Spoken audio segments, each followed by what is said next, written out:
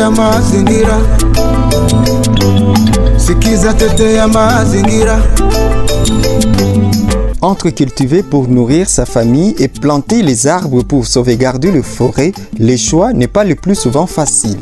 Certains agriculteurs décident de couper des arbres pour développer leur culture d'haricots, de maïs, de pommes de terre, ainsi de suite.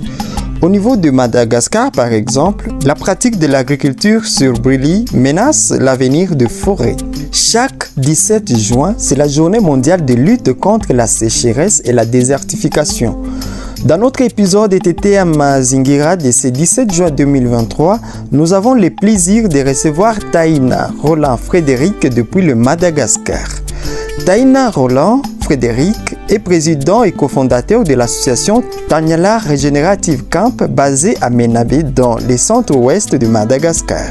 Cette année 2023, il a eu l'honneur d'être sélectionné en tant qu'ambassadeur de la restauration des écosystèmes en zone sèche, Dryland Restoration Steward, par le Global Landscape Forum and Youth in Landscape Initiatives dans le cadre du programme Restoration Steward. Taïna nous partage son témoignage dans la lutte pour la restauration des écosystèmes sous le thème « Faire cohabiter la forêt et l'agriculture, est-ce possible ?» Taïna Roland Frédéric, vous êtes également lauréat du prix Lush Spring. Bonjour. Bonjour Daniel et bonjour à toutes et à tous ceux qui nous écoutent en ce moment. À la présentation de ces podcasts, aujourd'hui je suis Daniel Makassi depuis la ville de Goma dans l'est de la République démocratique du Congo. Pour commencer, parle-nous de comment est venue l'idée de créer l'association Tanyala Regenerative Camp. L'idée de créer notre association, le Tanyala Regenerative Camp, est au fait née d'une longue histoire, mais je vais essayer de la résumer. J'ai travaillé dans une ONG de conservation, tout comme les autres cofondateurs de notre association d'ailleurs. Cependant, j'ai décidé de quitter mon poste car je souhaitais apporter des solutions concrètes et réalisables par rapport à la dégradation des terres et des forêts. Et dans cette optique, j'ai décidé de retourner vers les communautés locales avec lesquelles je travaillais auparavant. Je me suis installé dans leur village pour leur montrer qu'il était possible d'agir à notre échelle avec notre propre moyen en faveur d'un environnement meilleur et avoir un impact réel. À ce moment-là, les ressources auxquelles nous avions accès étaient principalement des terres agricoles car travailler dans la forêt était très délicat en raison de sa protection. Ainsi, nous avons créé un jardin potager en permaculture dans la cour de la maison d'un ami et nous avons également planté des arbres sur une parcelle cultivée. Et en voyant cela, mes amis membres de la communauté locale étaient enthousiasmés par cette idée d'apprendre des actions concrètes et d'entreprendre des actions à notre portée. C'est alors que j'ai réalisé que cela pourrait être le début de quelque chose de plus grand. Donc après avoir constaté la motivation et la confiance d'un de mes amis sur le terrain, ainsi que le soutien d'autres amis et anciens collègues, nous avons eu donc l'idée de créer une association. Et le nom Tanyal est en fait une combinaison de deux mots de notre langue, le malagasy. Tani qui signifie à la fois le sol et la terre, et Ala qui signifie la forêt. Nous avons ajouté Camp car nous souhaitons établir des camps de base au plus près des ressources à régénérer, c'est-à-dire dans les villages, en impliquant les communautés locales dans ce processus de régénération. Ainsi donc, le nom Tanyala Regenerative Camp décrit au mieux ce que nous faisons. Merci. Vous travaillez dans la restauration des terres dégradées par l'agriculture sur brûlis et des champs agricoles dépourvus d'arbres. Comment vous procédez? Dans notre zone d'intervention, la déforestation causée par l'agriculture sur brûlis a laissé de vastes étendues de terre dépourvues d'arbres. Et ces terres dégradées sont en réalité des champs où la communauté continue de cultiver l'arachide ou le manioc. En effet, la culture du maïs qui a entraîné cette déforestation par le défrichement et le brûlis ne donne plus de rendement satisfaisant sur ces sols. Ces sols ont été exploités 2 ou 3 fois pour la culture du maïs après le brûlis. Donc la manière dont la communauté locale exploite ces terres conduit à l'épuisement du sol, ce qui pose de graves problèmes pour leur subsistance et pour la forêt naturelle, car cela incite les gens à défricher et à brûler d'autres parcelles de forêt. Et pour remédier à cela, nous pratiquons l'agriculture régénérative sur ces terres dégradées et ces champs agricoles épuisés. Le sol a besoin de biomasse, c'est-à-dire de la matière organique, du carbone. Pour se régénérer, le sol a besoin de ça.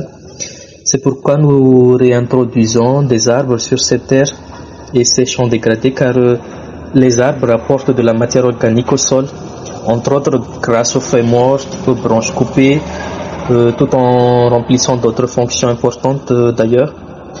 Et nous appliquons donc l'agroforesterie régénérative sur ces terres-là.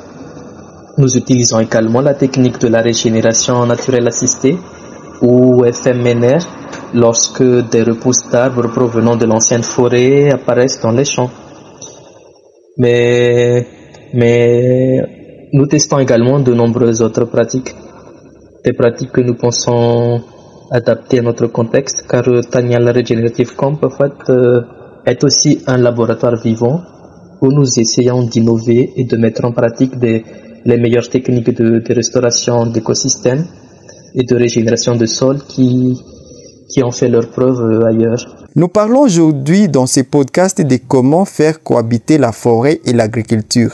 De quelle manière cela est possible? Avec l'agroforesterie régénérative, il s'agit vraiment de combiner la reforestation ou tout simplement la forêt et la production agricole. En effet, sur une même parcelle, on va avoir des lignes d'arbres et entre ces lignes d'arbres, il y a des espaces destinés à la culture vivrière que les paysans ont l'habitude de cultiver. Je reviens un peu sur les lignes d'arbres. Ces lignes d'arbres sont constituées de diverses espèces qui sont plantées à haute densité tout en respectant la stratification forestière, c'est-à-dire comme dans une forêt naturelle, il y a des espèces qui occupent la strate ou l'étage émergente, puis celles qui occupent la strate moyenne et ainsi de suite. Par exemple, chez nous, dans notre forêt naturelle sèche, les baobabs occupent la strate émergente de la forêt, c'est-à-dire les baobabs sont les plus grands arbres de la forêt, et au-dessous des baobabs poussent diverses espèces de plantes et d'arbres. Et c'est ce modèle de forêt naturelle que nous essayons d'imiter sur nos lignes d'arbres associées aux cultures. C'est pourquoi nous parlons que ces lignes d'arbres sont en fait des forêts linéaires. Mais ce qui va différencier ces forêts linéaires par rapport à la forêt naturelle, c'est sa composition, car ces forêts linéaires sont conçues pour contenir diverses espèces à vocation précise. Par exemple, elles vont être constituées par des arbres à biomasse ou arbres fertilitaires, des arbres fruitiers, des arbres à croissance rapide, des arbres pour le bois, des arbres pour la pharmacopée aussi, et surtout des arbres autochtones de la forêt locale qui seront en quelque sorte conservés sur les champs grâce à ces forêts linéaires. Avec ce système de cohabitation entre forêt et agriculture, on tire beaucoup d'avantages, comme par exemple l'agriculteur va automatiquement prendre soin et protéger les forêts sur son champ, tout en prenant soin évidemment de ses cultures. Et cette reforestation ne les oblige pas à quitter leur champ agricole ni l'empêche de cultiver. Donc il y a une conciliation de la restauration d'écosystèmes forêts et de l'agriculture. Et grâce aussi à ces forêts linéaires, les services assurés par la forêt naturelle sont en quelque sorte substitués aux champs par ces forêts linéaires. Entre autres la collecte de bois par exemple.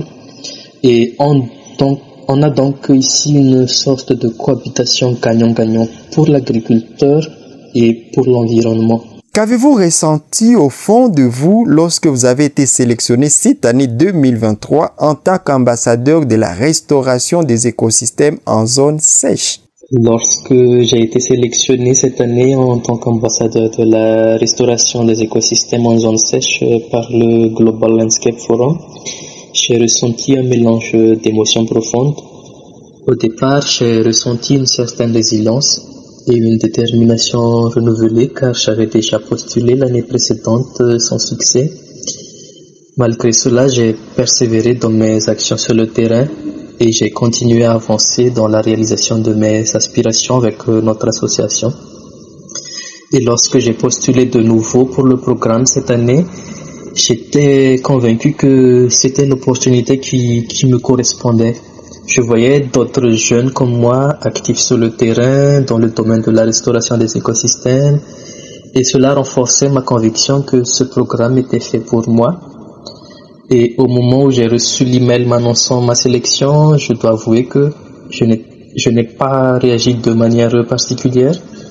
En effet, cela coïncidait avec une période de deuil car j'ai perdu un proche. Mais je me suis dit que peut-être c'est aussi un clin d'œil de sa part là où il est. Et avec du recul, j'ai ressenti en moi une profonde sensation de confiance et de fierté suite à ma sélection. C'est la première fois de ma vie que je reçois une telle reconnaissance et habituellement, je me suis toujours senti comme un électron libre car les gens ne comprenaient pas toujours la nature de mon engagement sur le terrain. Cela semblait différent de ma position plus ou moins confortable dans mon ancien emploi. Et être sélectionné en tant qu'ambassadeur de la restauration des écosystèmes m'a donné le sentiment d'avoir enfin retrouvé une famille et des alliés, une famille internationale, et de pouvoir poursuivre ma mission de restauration et de régénération des écosystèmes. Qu'est-ce que cette nomination représente pour vous et pour votre association Tanyala Regenerative Camp? Cette nomination est en quelque sorte le premier diplôme de notre association Tanyala Regenerative Camp. Cela représente aussi une porte qui s'ouvre vers plus de possibilités. Pouvoir travailler aux côtés des institutions comme CIFOR, ICRAF et Global Landscape Forum lui-même fait partie de notre souhait depuis toujours en tant que jeune organisation qui commence à faire notre premier pas dans le domaine. Sur une de vos photos, vous êtes devant un baobab. Qu'est-ce que cet arbre représente pour vous et pour d'autres malgaches? Pour moi et pour de nombreux compatriotes malagasy, le baobab est bien plus qu'un arbre. Il représente l'identité de notre pays, Madagascar, et plus spécifiquement de notre région, le Ménabé, située au centre-ouest de l'île. Nous considérons Madagascar comme le pays des baobabs, car parmi les 8 espèces de baobabs existant dans le monde, 6 sont endémiques à Madagascar. Et en langue malagasy, les baobabs sont appelés renal, ce qui signifie la mère de la forêt. Dans les forêts naturelles de ma région, les baobabs dominent naturellement par leur taille imposante et leur nombre. Les autres espèces forestières poussent sous leurs ombres bienveillantes. Et certains membres de la communauté locale considèrent certains baobabs comme sacrés, car ils croient qu'ils abritent des esprits. Et pour ma part, tous les baobabs sont sacrés. Ils semblent connecter la terre et le ciel tel un grand pilier. Ce sont des témoins silencieux de l'histoire de notre terre. Leur longévité exceptionnelle, souvent plusieurs centaines d'années, est un symbole de résilience et de force face aux défis de la nature. Pour moi aussi, les baobabs sont également des symboles de résilience pour nos terres dégradées. Après des pratiques agricoles destructrices comme l'agriculture sur brûlis, ce sont souvent les baobabs qui restent debout, ayant réussi à résister au feu et au défrichement.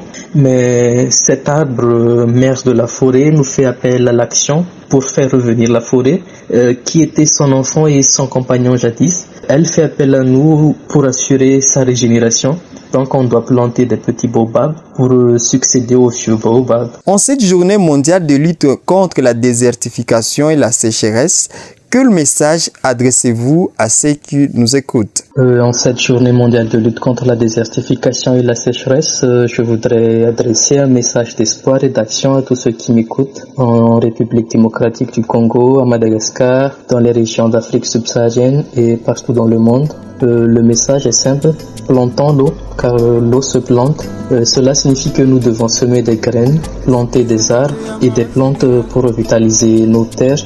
Et dans ce sens, l'agroforesterie régénérative est une approche puissante pour lutter contre la désertification et la sécheresse, agissant concrètement sur le terrain pour inspirer d'autres à faire de même, car nous n'avons pas besoin de mener de grandes actions héroïques pour participer au changement. De petits actes multipliés par des millions de personnes peuvent transformer le monde, disait Hawar Zimi. Merci pour votre témoignage, Tahina Roland Frédéric depuis Madagascar. Merci beaucoup Daniel et merci à tous les auditeurs. Pour le compte de TTA Mazingira, je vous souhaite beaucoup de succès dans votre lutte pour la restauration des écosystèmes en zone sèche. Et c'est ainsi que nous arrivons à la fin de cet épisode de TTA Mazingira aujourd'hui, qui veut dire en français « Défendons l'environnement ». Dans cet épisode, nous avons reçu Tahina Roland Frédéric depuis Madagascar. Il est lauréat du prix Lush Spring cette année en tant qu'ambassadeur de la restauration des écosystèmes en zone sèche. Portez-vous bien de partout dans le monde où vous nous avez suivis pour cet épisode spécial.